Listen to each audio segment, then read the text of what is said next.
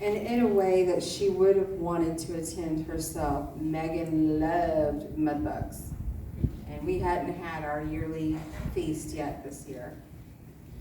The slideshow you've been watching is playing to Cyndi Lauper's Time After Time. She sang it in the only talent show that she chose to be in when she was younger. Then when it would be on the radio, we'd turn it up and belt it out in the car. She said at work they always laughed at her for knowing all the music that was being played. She would sing and be silly. She would say, "My mom's my best friend, and she has always listened to 80s on 8. So give her one 80s song and she could sing it. Megan went by many names for me. Megan, Meg, Meggers, Megarita, Mini-Me, and of course Marco.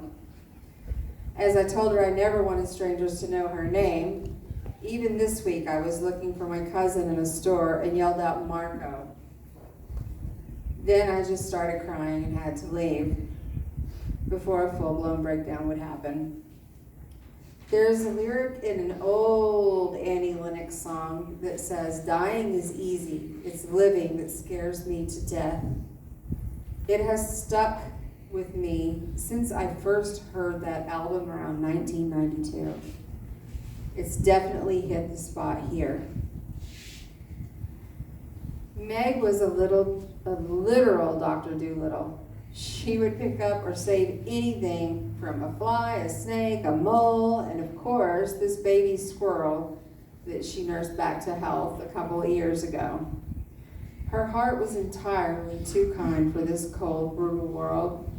Her brother also, his heart was too big, and losing her brother, her best friend, just broke her heart beyond repair. Once he left this world, our lives, my beautiful baby girl, just snapped. She was never, ever the same. Our relationship was severed. She was in mental anguish every single day. Nobody talks about siblings of suicide. The chances of a sibling of suicide committing suicide goes up 8 times. They are 8 times more likely to kill themselves after losing a sibling to suicide. And this is something that is not talked about. It is not, there's been 5 researches on it. This is something we really need to get on board and save our kids. And that, the 8 times is before the pandemic. So I don't know how high it is now. I'm asking you all to please Google age-appropriate suicide talks and talk to your kids or grandkids. We have the sex talk, which will change your life, but it most likely won't kill you. We have the drug talk. We must have the suicide talk. These kids are starting at age 8. Please use my daughter's video as a teaching tool if you need to show what happens to the people you love that you leave behind. Finally, I want to show how kind my daughter was after her brother passed. She went online and became an organ donor, unbeknownst to me. The people from the organ gifting organization told me one morning when I was in the hospital with her, and I could have said no, but it was who she was, giving. So she has now saved or greatly improved over 20 lives. You'll see a video of one of the recipients coming up. He received her kidney. I love my children and don't know how to get past this. My only surviving son is in the Army. He's throwing himself into his work, and I am so very proud of my Alex. But he'll need all of our prayers. We all need to pray for him because one day it will hit him. And like I said, I want to send her off in glory, not in sadness. I know she would have approved of this. It's probably the best party she's ever had. So please take the time to come up and talk about her or tell a funny story that you remember. You are welcome up here. And then we have videos of people that could not make it that sent beautiful videos about how she changed their lives or helped their lives.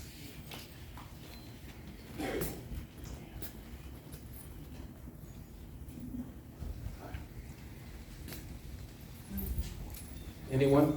First.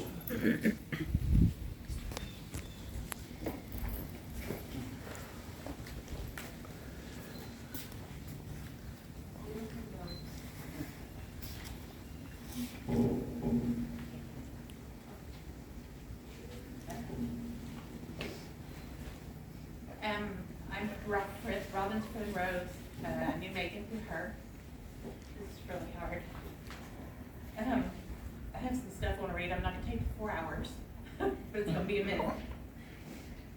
First of all, some of you may not know, May is Mental Health Awareness Month.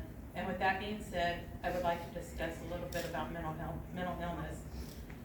It is a disease that you can't physically see on someone, but it can be crippling. Some days it takes everything you have to put that first foot on the floor in the morning, and then the second foot. Every day is a struggle in some of our lives that go unnoticed by others. It's very real, and it lies. It's savage. Some of us don't go to get help because we don't want to admit we have a problem. Some of us think we have it handled on our own. Some of us don't want to take medication, and some of us don't want to be labeled. Sometimes help can't even be found. Doctors don't understand, therapists don't understand. They haven't been through what we've been through, and how can they help, right? No, not at all. Once you find the right doctor, there is help. The mental illness for some is too much. It's too much to live with, and it should never come to this. I myself have had 3 immediate family members die by suicide, both of my nephews and my late husband. My sweet Robin didn't know me at the time, but when Mitch passed, I was one of the first ones that she called because she didn't want me to see it on Facebook or hear about it from somewhere else. And she did, same with Megan. I remember I was on the phone with my mom, and Robin called, and I told my mom that I would just call her back, and it was okay. Then Robin texted me 911. My heart sank as I knew exactly what it was. I told my mom I had to go, that I think my friend's daughter had just died. I immediately called Robin, and again, she wanted to tell me first before I heard anything. That's how much Robin cares about people, and she had lost her children, and she was worried about me, and that tells me before I hear it from someone else so I can prepare myself. So we all need to be here to protect and support Robin, as she has done with many of us. At this time, I would like for you to write down a number or put it in your phone, either for you or someone you know who might need it. It is the National Suicide Lifeline. I'll give you a second to pull your phones out. They will answer 24 hours a day. They will not lock you up because you perhaps thoughts of harming yourself. Believe it or not, this is the main reason why people don't want to talk to a therapist. They are scared to say anything, as they are scared they'll be locked up in hospital for evaluation. Okay, the number is 1-800-273-8255. Say that again, please. 1-800-273-8255. There were 45,979 deaths in 2020 alone. This is about 1 death every 11 minutes. The number of people you think about or attempt to a suicide is even higher. Suicide is the 12th leading cause of death in the U.S. On average, there are 130 suicides per day. Mental illness hits anyone at any age, and it doesn't care what statute you hold in life. We just lost Naomi Judd at age 76 on the exact same day as Megan. Robin Williams, Chester Bennington, Kate Spade, Chris Cornell, Anthony Bourdain, Mindy McCready, just to name a few.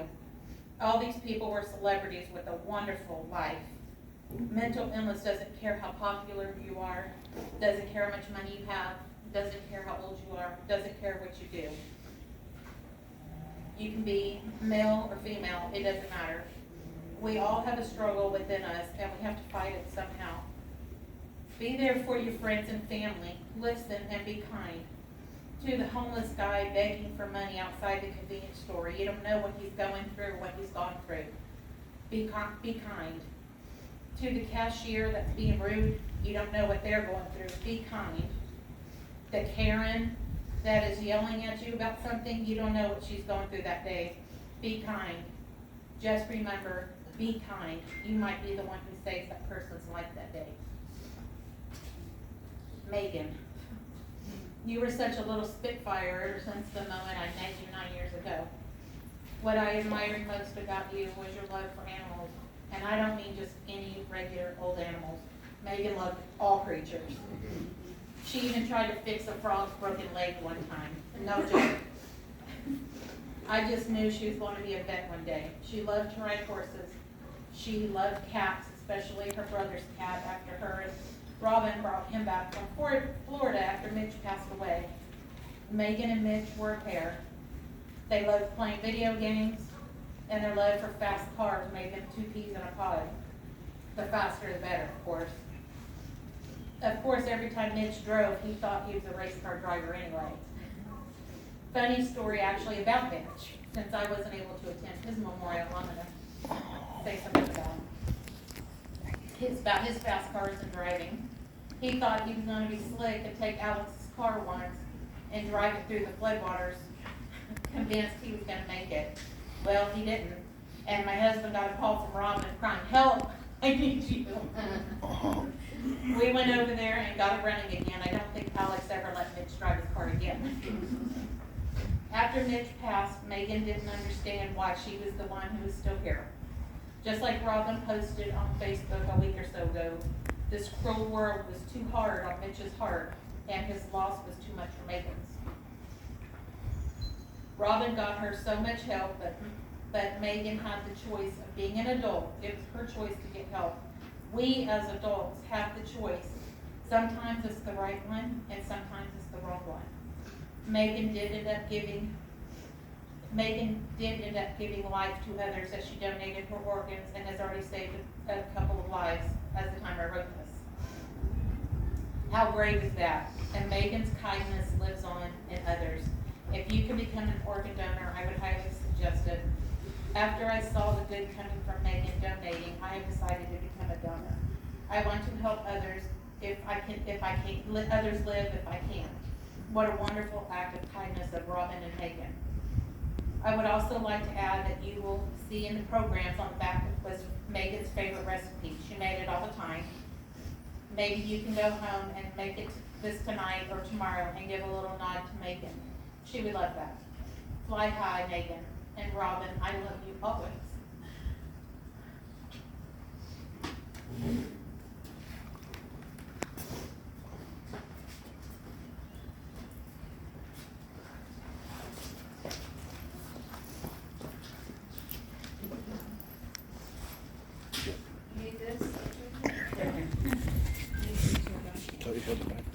No. All right.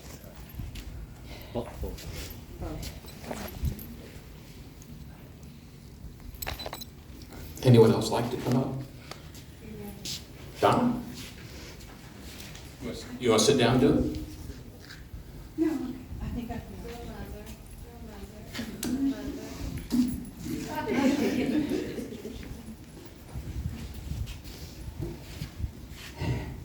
Bear with me. I just really feel like I need to let you know what Megan meant to us, my husband and I, from the day she was born. When she was born, the doctor gave me the scissors to cut her umbilical cord.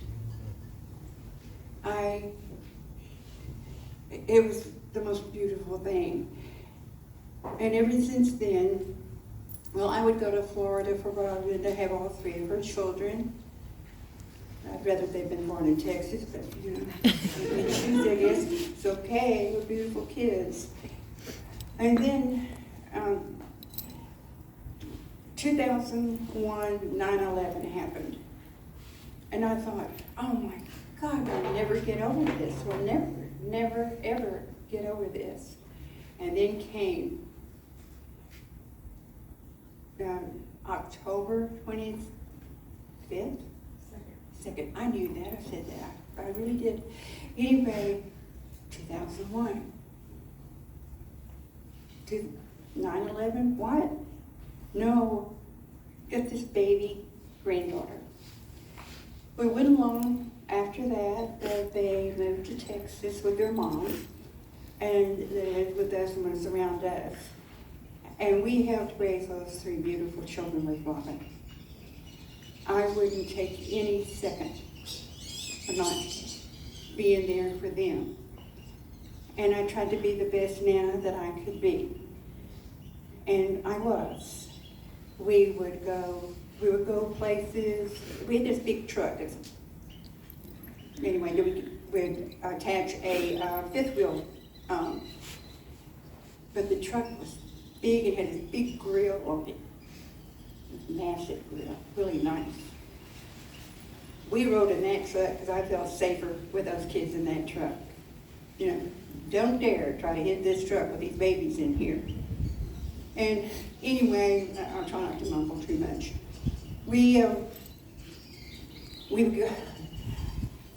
go to Sonic and any other fast food place that there could be, and I just kept gaining weight, and I thought, well, I'd rather be a fat Nana than a real skinny Nana, you know.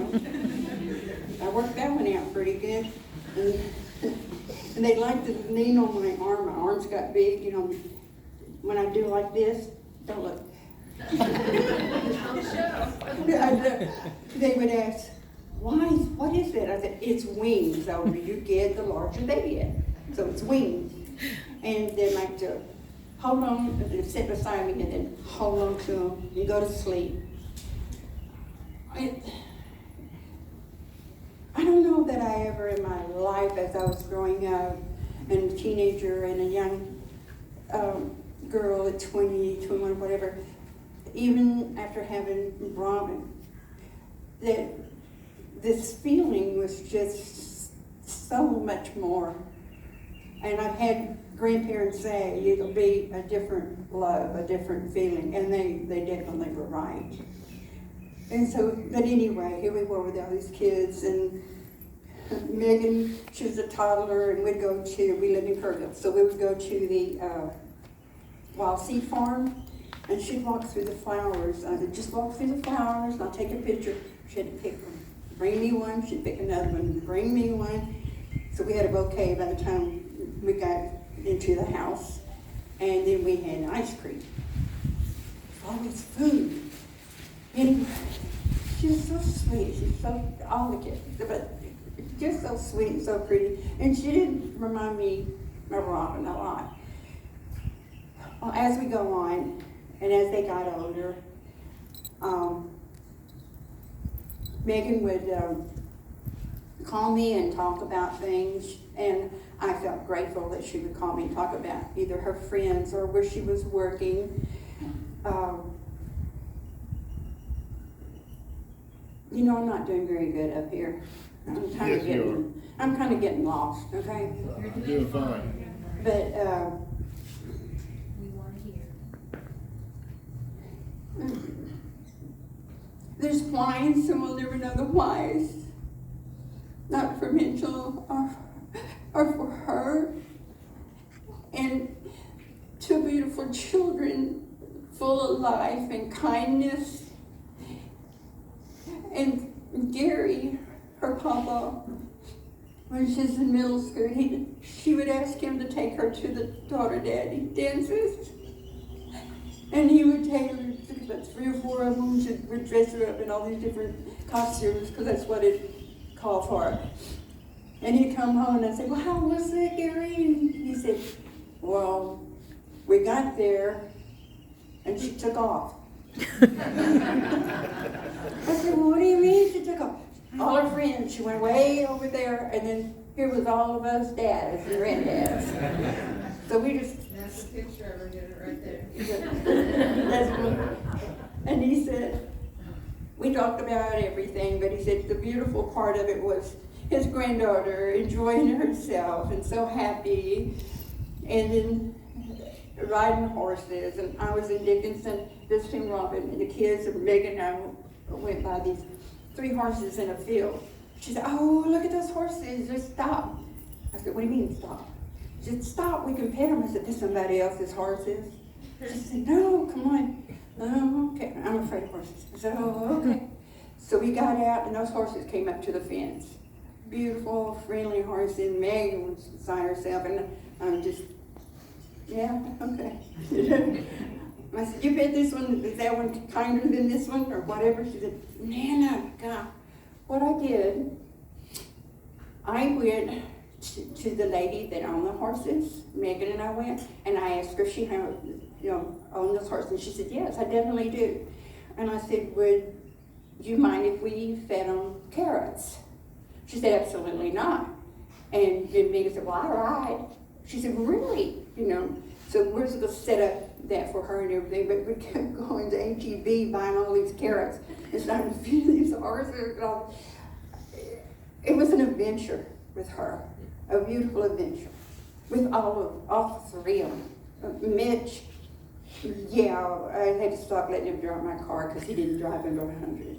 So, and I said, you get a ticket, you pay for it yourself. And, but they're just beautiful children. And the most beautiful part about it is they were raised by a single parent, a mother. She was there for them for everything. She could think of some of the funnest things to do with them. It was just amazing. Birthdays would be all kinds of things that I would have never thought about. Of course, I was too old. But The drive-in movie. yeah, the drive-in movie was one. They made little cars out of Boxes. boxes, cardboard boxes and everything. The steering wheel and everything. They put pillows in them, and then they put them out in front of the garage doors. And then they had a movie going. It was amazing. Yeah. But she could just think of all kinds of things, places to go with. And those kids were very fortunate to have Robin. And they were super, super fortunate to have Gary and I. Because I don't know anybody that could have loved them any more than we did and do. Thanks for hearing me out. Thank you. And they were the spoiling kind of grandparents. Yes. They just looked at something, what is it you need? Yes, okay. And Gary would take her riding on the back of his motorcycle, and she would say, go faster. She would pop her head through the sunroof on the truck and want to go faster. She would go to Chick-fil-A and want to have more Chick-fil-A. Go to Sonic and get corn dogs. And she did love dressing up because she could go out and play with the mud bugs and the dirt and fix broken legs on frogs, but then she could fix herself up and look beautiful. Just so much. Anybody else? Going once? Yeah.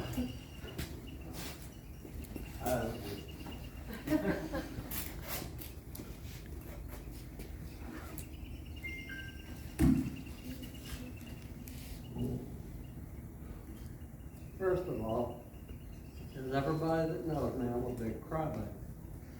And I don't like to talk. And I thought I'd get a laugh out of it. I don't like to talk. But sometimes have to do what I have to do.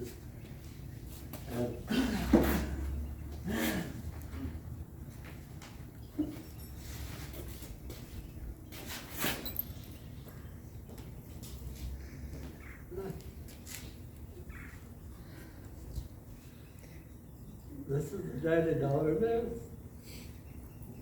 And we went 3 years.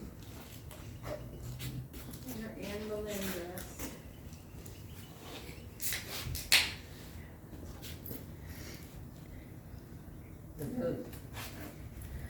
And so I was raised over in Miles, so when we would come to visit, Robin would be living in San Angelo, and we'd come to Miles, which is like 20 miles away, to visit my parents and her parents, who were about 30 miles away.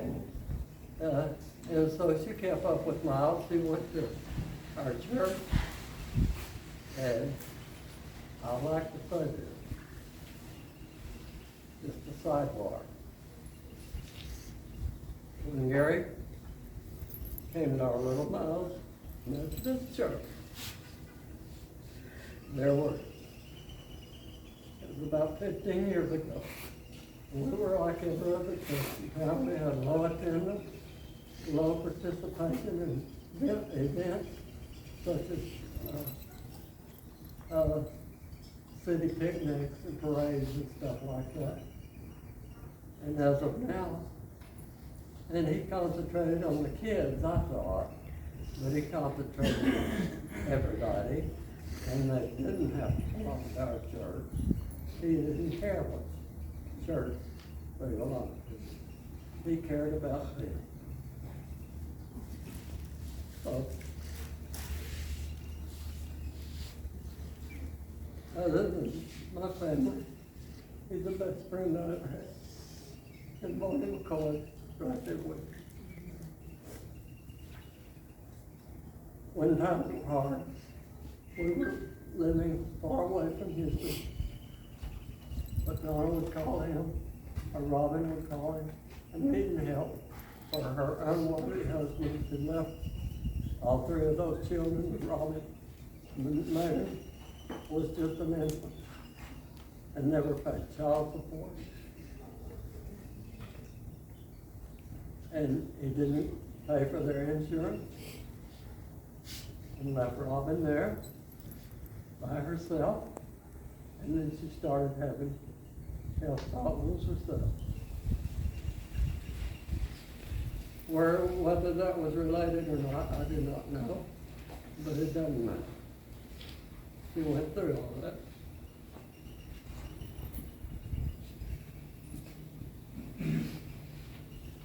With those three little kids. And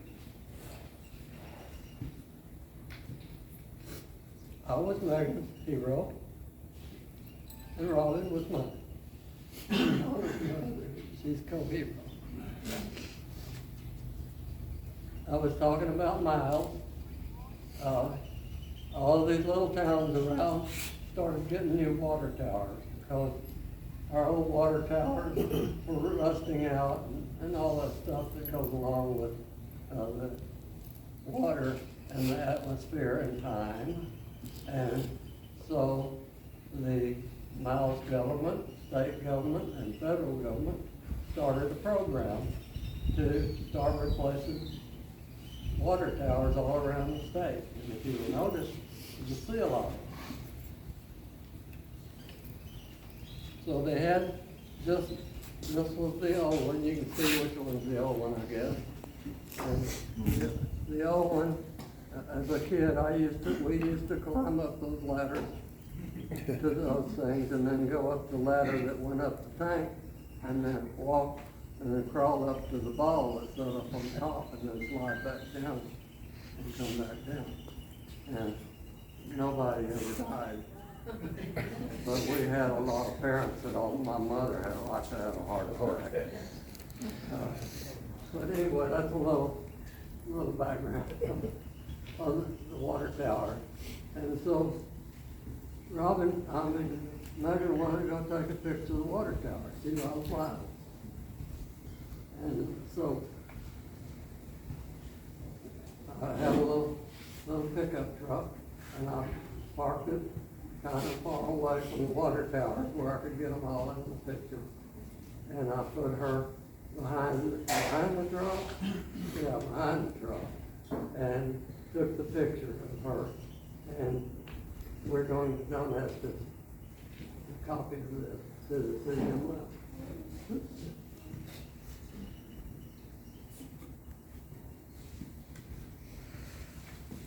To the city of Miles in her name.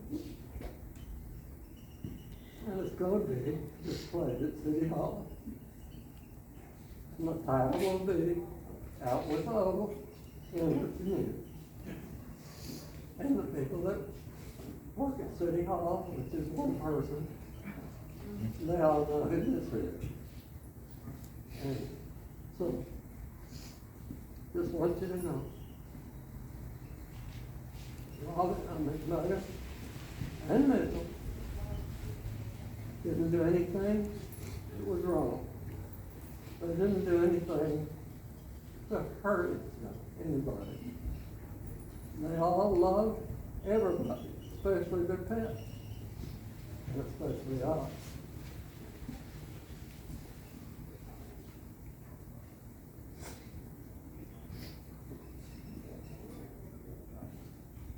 I'm 79. I'm having one of those short-term memory problems. But, I know. But even with that, she went into deep depression. And part of it was because of her older brother that less than 2 years before had committed suicide. She went to Tampa Bay, Florida, to that big high bridge, it's a famous bridge. They have average 12 jumpers a year.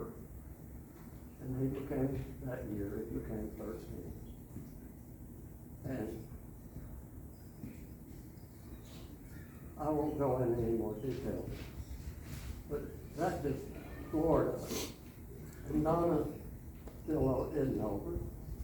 Robin's not over. Alex, the middle one, he's in the Army, and he's not over it either.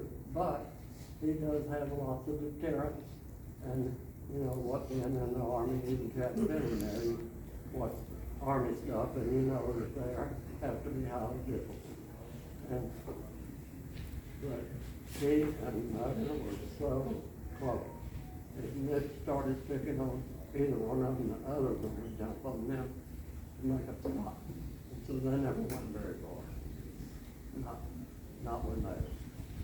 And so with that, again, we appreciate all of these people coming up. It's just amazing how many friends Robin did. It just blows me away. And